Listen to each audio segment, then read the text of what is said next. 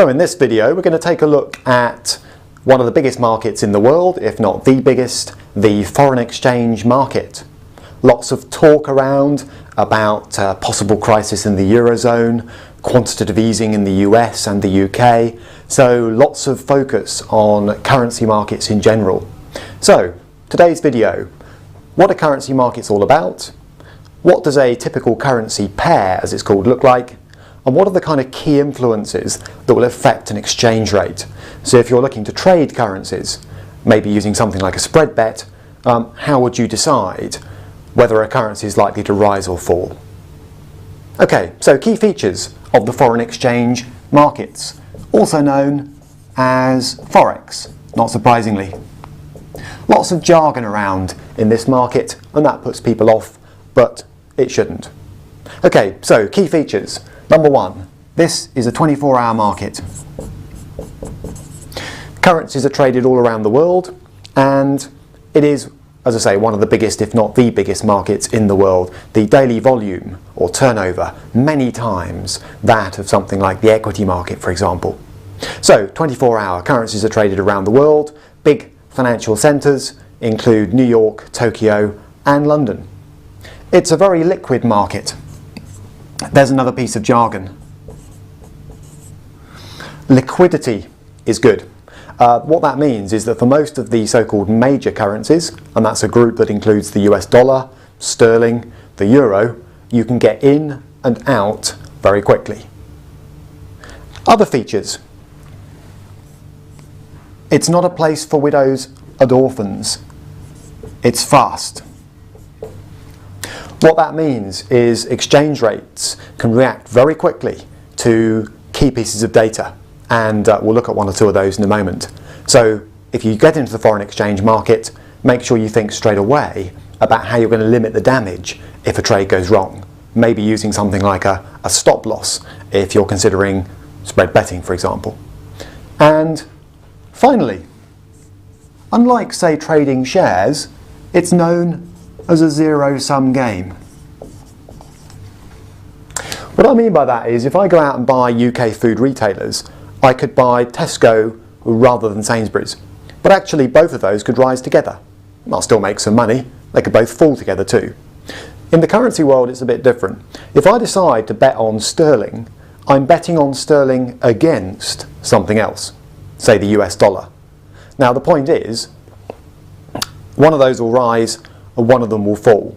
So in that sense it's zero sum. So in other words, with currencies you've always got to decide what you're betting against as well as what you're betting for.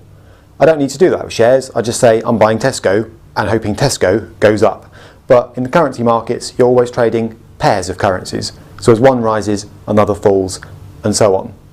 Now it is possible for all currencies in the world to rise or fall against, say, a commodity like gold, but that's not the same point. Within the currency world, everything's zero sum. So you're always trading a pair, you're not just picking off one at a time. And that's something to bear in mind when you trade currencies. If you're bullish about sterling, you are presumably bearish about something else, the euro, for example. Okay, so let's take a look at how a typical foreign exchange quote works. It's a little bit fiddly. It's not quite as straightforward as, say, Tesco's shares, but it's not too bad. So first of all, what are these currency pairs I'm talking about? Well, there are half a dozen or so major currencies around the world. Sterling's one of them, the euro, the yen, the Swiss franc, the US dollar, the Australian dollar, and the Canadian dollar. These are all major currencies. And because currency traders like to keep things quick, they're all shortened. So when you're spread betting, for example, you'll often see sterling described as GBP, and you'll see US dollars described as USD. So all currencies have these little three-letter acronyms. Euro, not surprisingly, EUR, and so on. So make sure that you're aware of what the major currency pairs look like shortened, because otherwise you'll look at that and think, well, I've no idea what that means. What this means is I'm thinking about betting on sterling against the US dollar. Then you get a rate. Now, the currency on the left is the one there is one of. So what I mean by that is a typical rate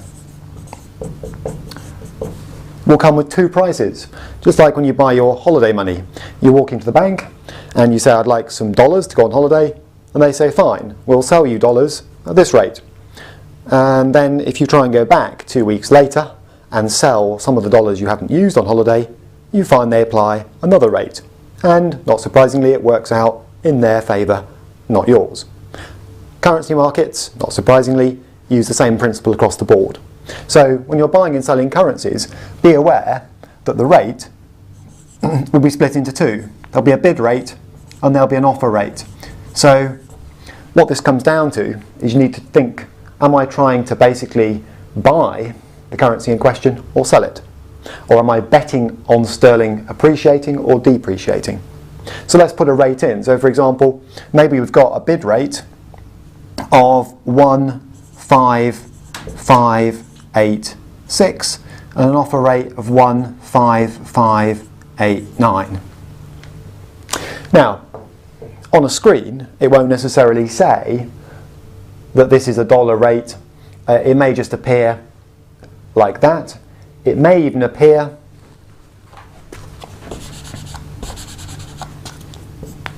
like that. But everybody knows that this is a currency quote. Once you know that you're dealing with this pair, you know that these are dollar amounts. And so let's just turn that into, for the sake of this example, something that looks a bit more normal. So it's dollar rates. And what we're saying here is that if you've got £1 and you're looking to turn it into dollars, you've got to decide which rate the person selling you the dollars at is going to give you, and vice versa. And here's the key. Imagine this is the bank and you've just gone in on holiday. This works in the foreign currency markets too. Whose rates are these? They're the bank's. So, in other words, that's the rate at which the bank sells, and this is the rate at which the bank buys. Or put it another way, from your perspective, this is the rate that you buy at, and this is the rate that you sell at. Or put it even more simply, everybody in the markets is trying to rip you off. So if you're trying to dump £1 and turn it into dollars, you'll get as few dollars as whoever this is can give you.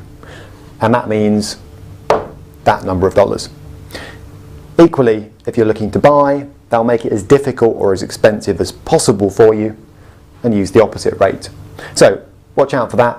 Currencies feature bid-offer spreads, and when you buy or sell a currency, that is turn sterling into dollars or vice versa, you're always going to suffer whatever that spread is. The beautiful thing about liquid currencies, major currencies, is the spread is pretty narrow. And here's another bit of jargon. The spread here is 3 something. So 86 plays 89. That's a very small proportion of $1, 0.0001 if you like, of a dollar. So that would be known, just a bit of jargon, as a 3 pip spread. That's not particularly important, it's just a piece of market jargon, but it just says, well look, the gap between the buy rate and the sell rate, if you like, is 3 pips, and a pip is the smallest movement in a currency recognised by someone trading it. And in reality it can go below that actually on spread betting sites, for example, but here we're saying the smallest movement recognised for trading purposes is 0.0001 of a dollar. And the price you pay for buying and selling immediately is 3 of those.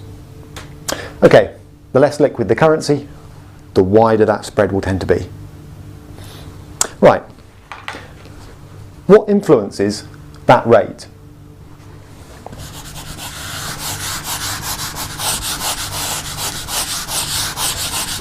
It's all very well saying, well, I now know roughly what it means to buy and sell US dollars using sterling, for example, but why would I? If I was looking to trade, what influences the price of a currency or the exchange rate? And the answer is there are many factors. So what are the influences on a currency pair? So for example, that last one, what's going to change that rate from say 155 something to either 190 something or 125? What's going to move that around? What's going to make sterling strengthen, rise, or the dollar weaken, fall, or vice versa? Now, the answer is complicated. You can write an economics degree on this stuff, but there are some key influences. We can break it down. Number one, trade. Or you could even say trade balances. Okay, countries trade with each other and they build up trade surpluses or deficits. To cut to the chase on this one, if lots of people want to buy American stuff, they need dollars to pay for it. So demand for a country's goods and services will tend to drive demand for its currency as well. And that tends to suggest that a successful economy will have a strong currency. And that's broadly speaking true. So that's one influence. Number two, interest rates.